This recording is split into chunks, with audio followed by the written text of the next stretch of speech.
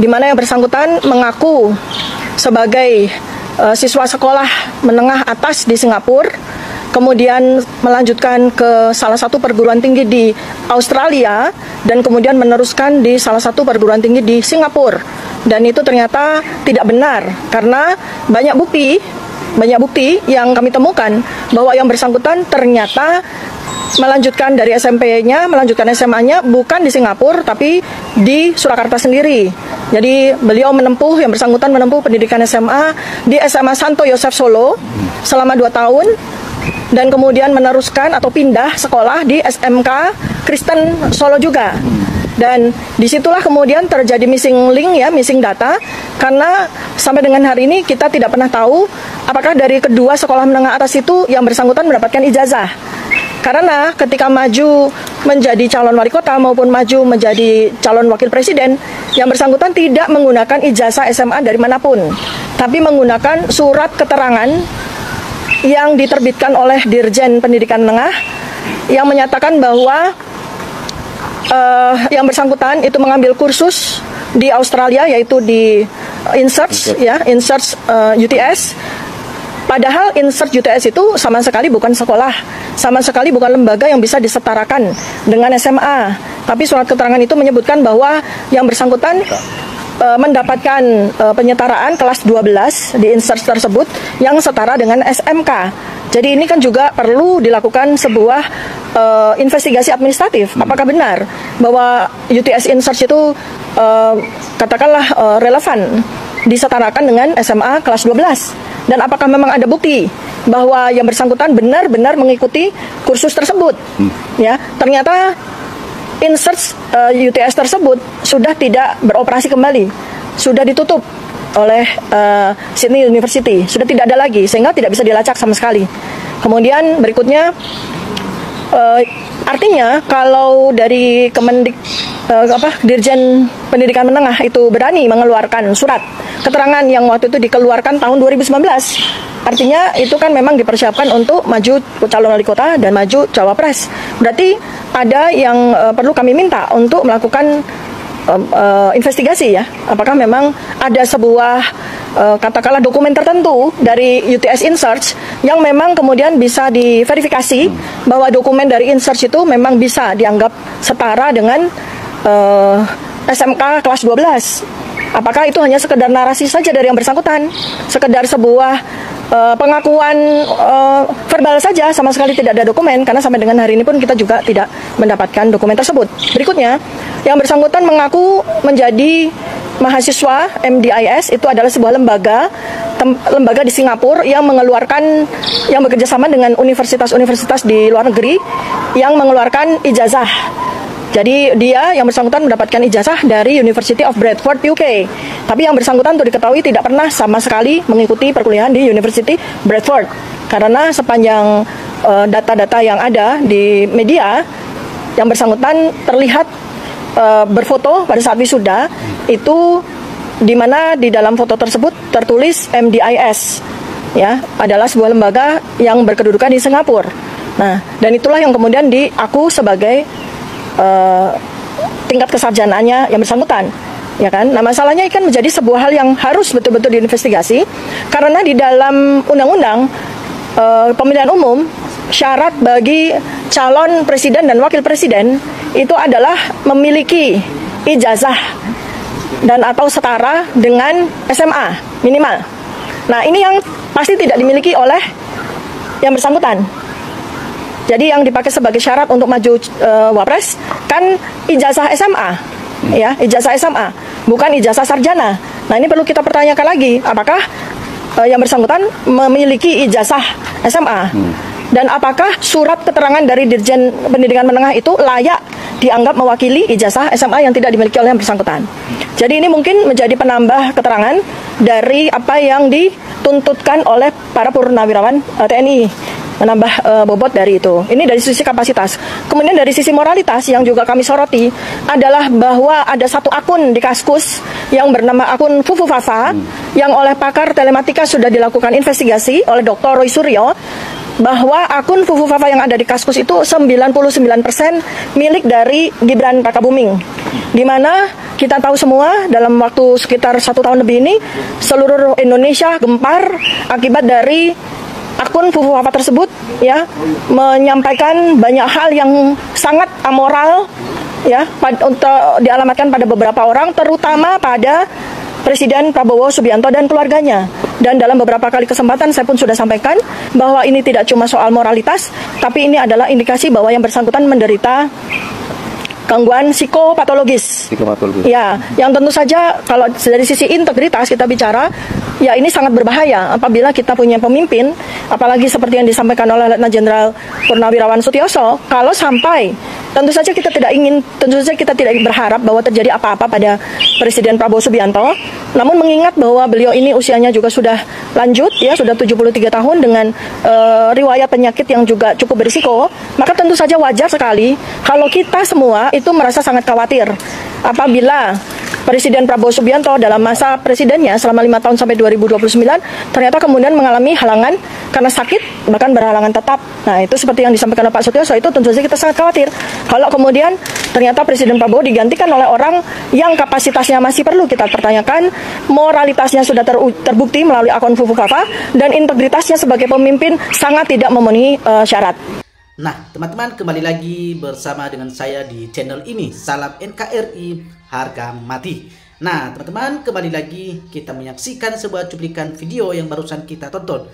Di sini ada ibu yang menyampaikan pernyataannya bahwa tentang Gibran tidak memiliki ijazah SMA. Sampai saat ini masih dalam perdebatan. Nah, teman-teman, dalam pernyataan ibu ini mengatakan bahwa Pak Gibran ya katanya yang selama ini ya sudah memiliki ijazah SMA. Nah, ternyata tidak, karena di dalam pengakuan ya para pihaknya Gibran selama ini bahwa katanya Gibran wapres kita lagi menyelesaikan SLTA-nya atau setara dengan SMA di Singapura, dan habis itu untuk kelanjutan sekolah sarjananya dan dilanjutkan ke luar negeri, ke Australia. Nah, ternyata ibu ini menemukan satu bukti baru bahwa mengatakan Gibran sama sekali tidak berpendidikan di Singapura.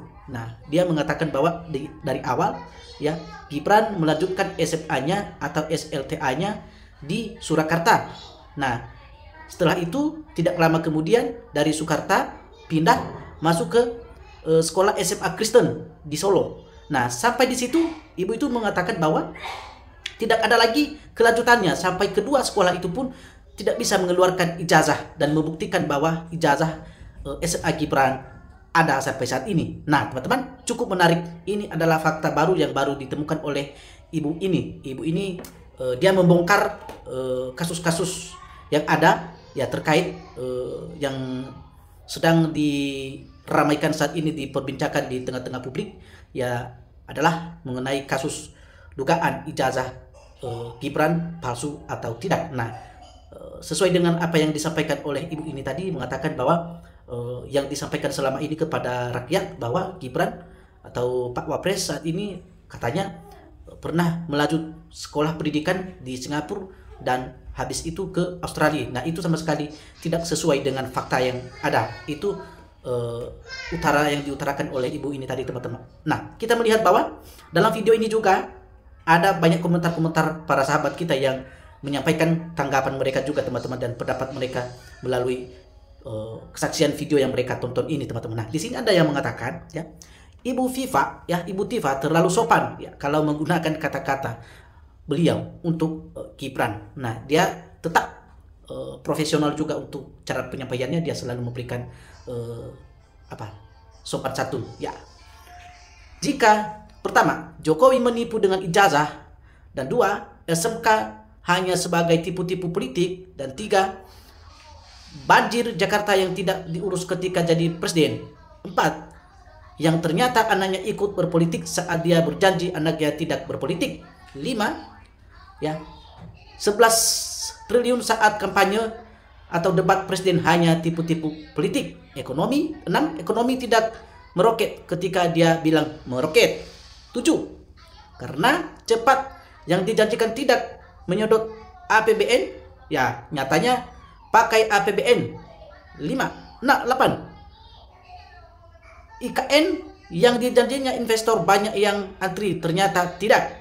Nah, ke-9, tidak impor, ternyata impor. Ke-10, tidak pakai hutang, ternyata hutang lebih banyak.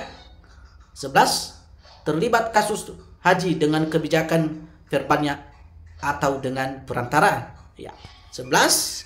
Nah, cukup banyak teman-teman. Di sini ada sekitar 28 poin yang dalam komentar ini yang disampaikan bahwa janji-janji politik Jokowi waktu dia masih presiden dan sampai saat ini dalam salah satu poin ini pun belum ada yang terlaksana. Nah, teman-teman,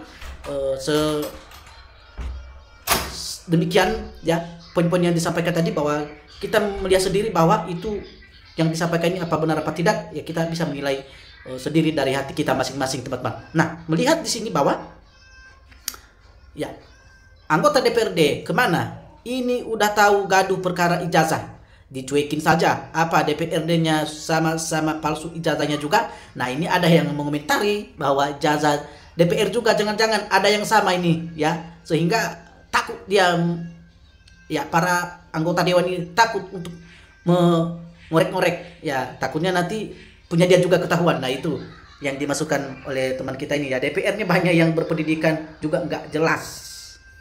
Nah, kita melihat di sini ya, bravo Dr. Tifak ya, dan semangat biar negara ini undang-undang tidak berubah sama-sama oleh bapaknya. Nah, ingin pula mencalonkan kembali sekolah aja nggak beres, si Gibran bagusnya mundur saja. Ya, di sini bila pemimpin dalam pencalonannya sudah menipu negara dengan cara memanipulasi data, ya, maka saat berkuasa akan juga menipu dan memanipulasi proyek-proyek hukum dan kebijakan biadab. Rakyat sangat dirugikan.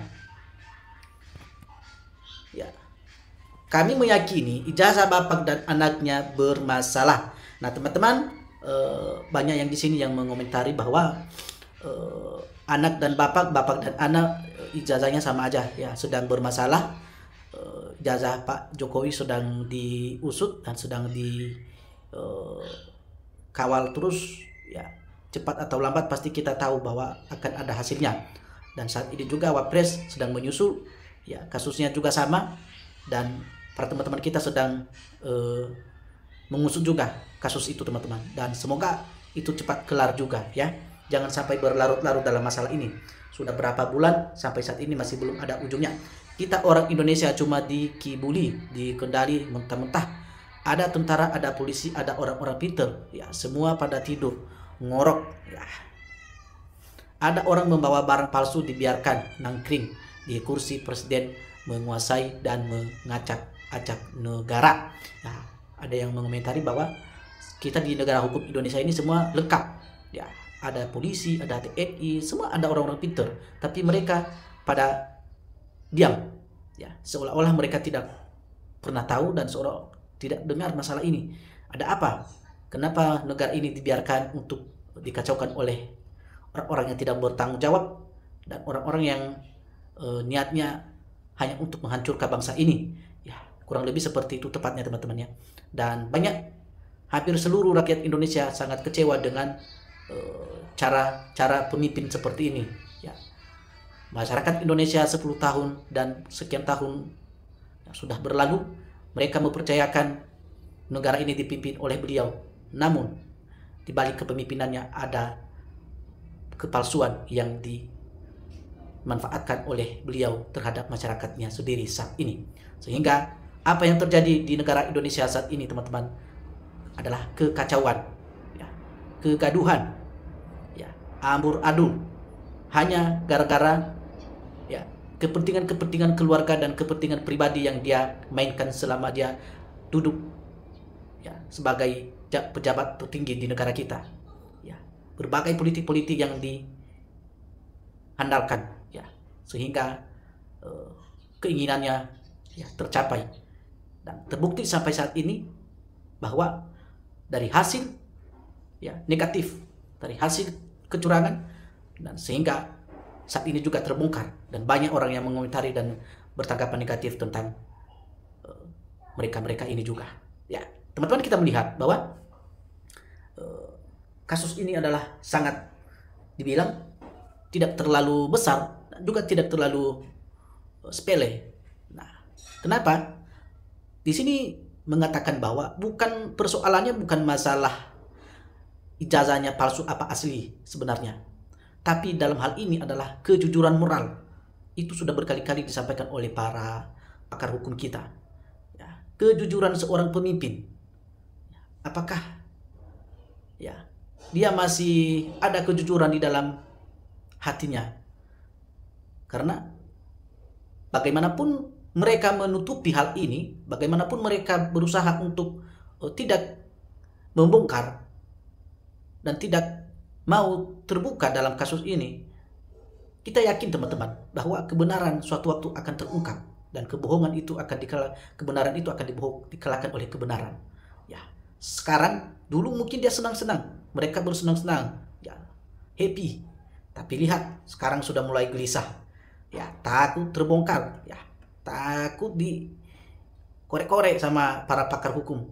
Dan itu harus, ya, itu jangan dibiarkan. Ya, kalau ini sudah ketahuan, ya, ujungnya aja sudah ketahuan, ya, ditarik sampai semuanya pada isi-isinya, sehingga ya tidak ada lagi orang yang melakukan hal seperti ini nanti. Tidak ada lagi orang-orang berikutnya yang berani yang mempermainkan hukum, ya, yang kebal hukum di negeri kita ini, teman-teman.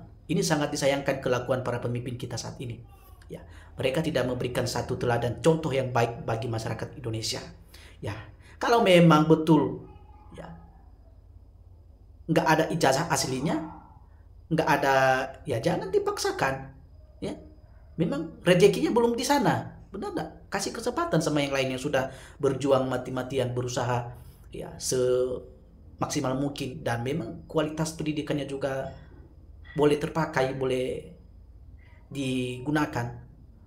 Kasih, ya, jangan karena udah banyak uang, harta, dan bisa membeli segala macam, dan sehingga hukum bisa dibeli, dan sehingga terjadilah persoalan besar seperti ini, teman-teman. Ya, oke saja teman-teman, itu hanya sebuah salah satu, ya, tanggapan pemahaman dari saya tuh, ya. Kursus adalah kursus, artinya Gibran tidak punya riwayat kuliah. Itu saja. Ya, sepengetahuan saya, kursus bukan sekolah lanjutan tingkat atas atau SMA atau SMA atau SMK. Ya. Maksudnya, bila mana ternyata ada surat keterangan isinya pernyataan, penyetaraan, itu seolah-olah lain dan baru. Nah, beda, sangat jelas beda. Tidak sama ijazah. Ya, tidak bisa disamakan ijazah dengan hanya surat keterangan sertifikat. Tidak bisa. Jauh sekali, karena sertifikat itu hanya, ya, khusus, ya, tidak pada umumnya, dan sehingga kualitas ilmunya juga, ya, hanya khusus di situ. Ya, contohnya kita ngeles bahasa Inggris, ya, kita ngeles bahasa Inggris, tentu kita tidak bisa mempelajari mata pelajaran matematika, mata pelajaran, karena dia khusus ngeles bahasa Inggris. Nah, itu tidak bisa digunakan pada umumnya. Nah, ini bisa teman-teman sampai bisa lolos menjadi pejabat, ya, wali kota Solo, masuk ke Wapres. Ya, mudah-mudahan ini tidak terulang lagi teman-teman kepada orang-orang yang ada di negara kita ini. Ya, yang ku dengar, ya, sekolah Yosef itu pakai sistem DO, ya, jadi nggak naik kelas harus mundur. Tapi sepertinya kemarin ada, ya, sanggahan bahwa Gibran nggak pernah sekolah di ST Yosef. Nah, salam akal waras, pejuang kebenaran dan kejujuran dan keadilan, salam cerdas. Oke teman-teman, sampai di situ saja dulu. Nah, jika teman-teman ingin menyampaikan satu pendapat atau anggapan-anggapan dari video ini, silakan Anda berikan komentar Anda di dalam komentar yang ada di video ini. Ya, salam NKRI, harga mati.